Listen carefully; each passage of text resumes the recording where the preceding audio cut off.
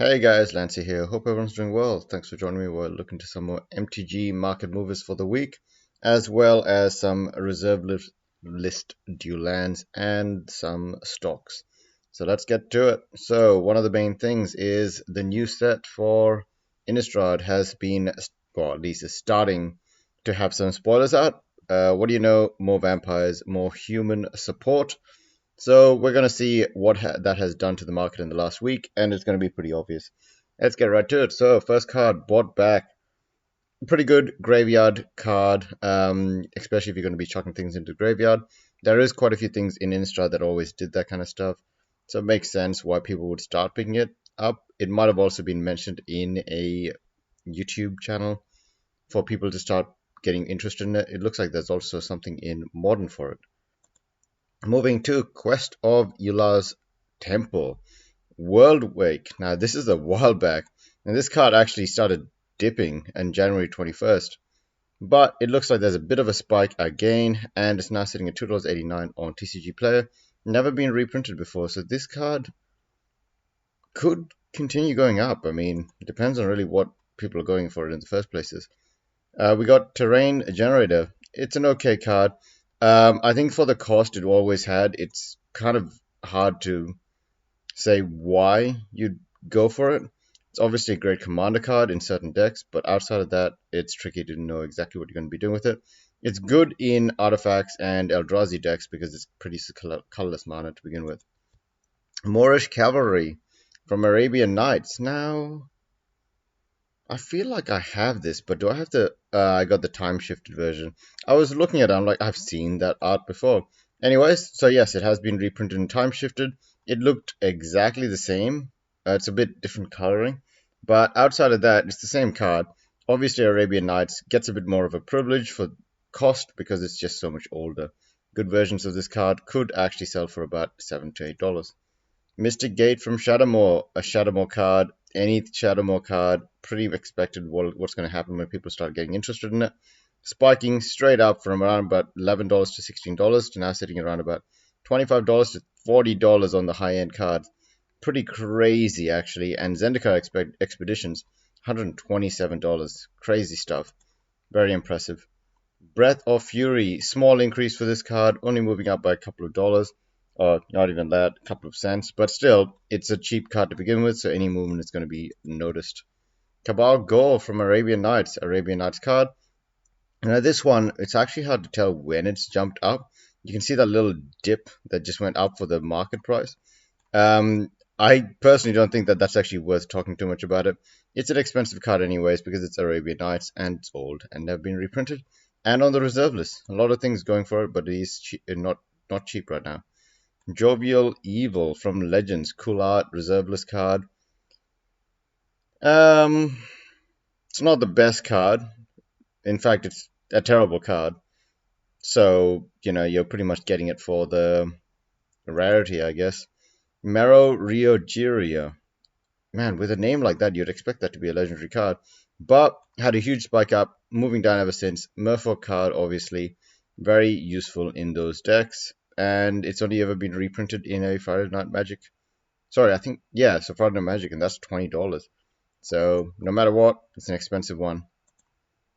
Inkai, Servant of Oni from Betrayal of Kamigawa. Now, I think Kamigawa set is going to come out in the next couple of months. But the fact that this card has increased ever since 2018 is actually quite impressive. And it's been steadily going higher as well, now sitting at about $20.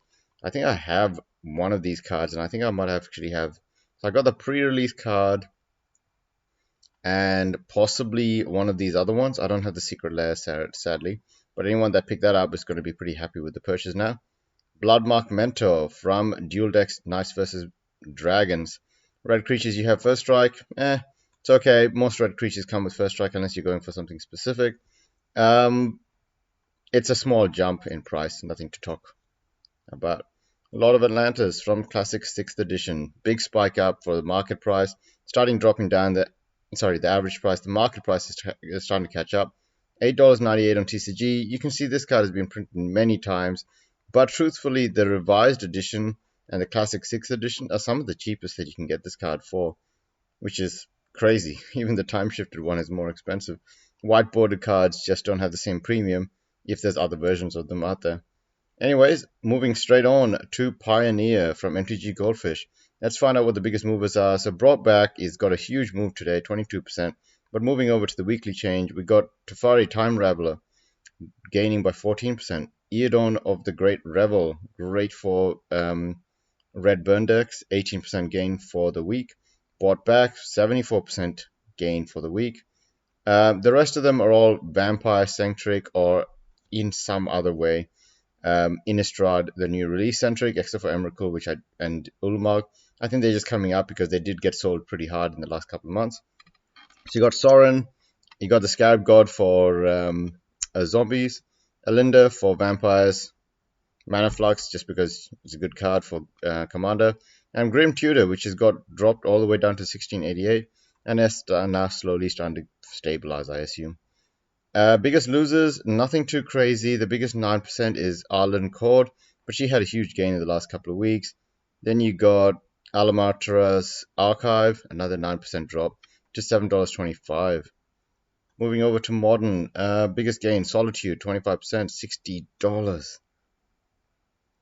Oh boy, that's actually insane. 25% gain for Fury, 14% for Inkai, Servant of Oni for the week, 19% for Archon of Cruelty.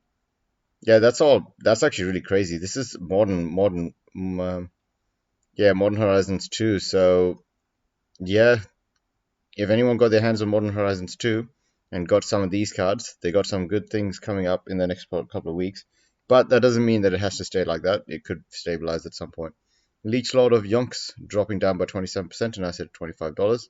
And Marlon of the Mornsong dropping down by 10%, and I said at $24.79 as well. She had a huge run up, but let's move over to the dual lands first. So we are noticing that the prices are starting to move again. Now, I actually think that at least for the next month, it would make sense if the prices moved down, but I don't think that's going to happen for two reasons. One of them is a lot of people still don't really trust what the Federal Reserve is doing, and secondly, we actually don't know what's going to happen to the dollar, the US dollar, in the next month to 2 months. Now, my prediction is that the dollar is going to go up to about 97 on the DXY, but if it does, people might predict that it gets to 97 and then drops all the way down to like 0. So if that's the case, buy assets and nothing else. It all depends on what the governments around the world decide to do, especially the central government of the US. If they decided to keep things easy, moving along, then yeah, it could just continue going the way it is right now. So pulling back, we can see Badlands still moving up, a bit of a drop now. Bayou moving up, stabilizing. It's mostly moving up really. So we'll have to see how that goes. Cheapest buy you can get is $443. 99 cents for moderately played, which I'm okay with. $6.25 for lightly, and a near mid for $6.58. Now you got to remember, there used to be a time just not too long ago where the near mid sold for a lot more than $6.25. But at this point, it doesn't look like that's happening. Plateau flatlining at around about $354. TCG player says that you can get one for a decent price, but we'll have to know if that is true. Unlimited edition sitting at 1017. Oh man, I remember when they used to be 300. Then the funny thing is that was just last year. Tiger still stabilizing. It's hard to predict what's going to happen with this one. Like I said before, it really does depend on if too many people fall on hard times. Then these cards will come back into circulation for cheaper and cheaper price. But a lot of people did go out and buy these with credit because they had the same idea as a lot of other people, which is these must be more valuable in the future if there's more money that's going to come into circulation. As for Tiger, best value for now is this lightly played $378 that you can get, but I mean, there's a near mint for 448. I will admit these near mints that are now coming out are starting to be more tempting because they're not stupidly priced. Urza Shaw, oh, I missed this one in the previous one. Still moving up, makes sense. Antiquities, nothing crazy. Moving over to the stocks before we end for the day. So this is what I wanted to talk about really. So this is the DXY, this is the US dollar. The US dollar had a nice clean double bottom, which is usually showing some strength and some support in that area of 89.60. But this point right here, if I zoom in a really bad way, you can see that the dollar hit the 50-day moving average and spiked way above the 50. Now it's going to have to pull back a bit for sure. But is this showing a sign of a new top to come in the dollar? I think it is. And if that's the case, what's going to happen to a lot of other commodities like copper, etc.? And if that's the case, what's going to happen to the stocks and everything?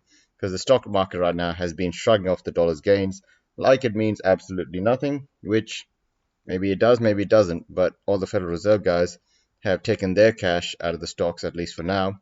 We'll have to see what they do with it. Gold, sadly, still dropping. Looks like it's hanging on the 200 as much as it can. Really annoying if you're a gold trader. I don't trade gold. I normally just collect things like coins for silver and gold if I need to. And I don't keep a huge stack of them, just like I don't keep a huge stack of a lot of these things. Just, it's just speculative ideas and safety. You really have to be careful about what you want to do with these kinds of things. But liquid is currently money, and cryptocurrency is trying to be the next liquid. But Bitcoin is not that liquid when it comes to actually moving things in and around and giving it to people. But it is a pretty good store of value in the last couple of months, and especially the last year.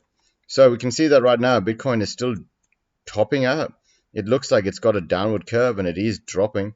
But just like the dollar, if the dollar and Bitcoin are somehow tied together, which weirdly it sometimes looks like that, this could spike up again in the next couple of weeks. And we'll have to see how that goes. Moving over to the VIX, so that's the volatility index. 15 is a pretty good area of support. Right now it is on its buy. It hasn't hit the signal yet for you to buy. I mean, it looks like you can buy the VIX right now, but it's usually when it crosses that it's a good time to just see that spike. Might see that early next year. Early next week. US 10-year also dropping. I guess I'm not too worried about much else. I mean, oil is dropping, but this is a Sunday, so it's all closed. Got Shibu that just spiked to the moon in the last week. Pretty crazy. Yeah, I mean, some people had a lot more, but it's, you got gains where you got gains. ADA, sadly not doing much, but it is bouncing off the 200. And Ethereum holding out a bit better than Bitcoin, but we'll have to see if that is true or not. Anyways, guys, thanks for watching. Have a good one, and see you later.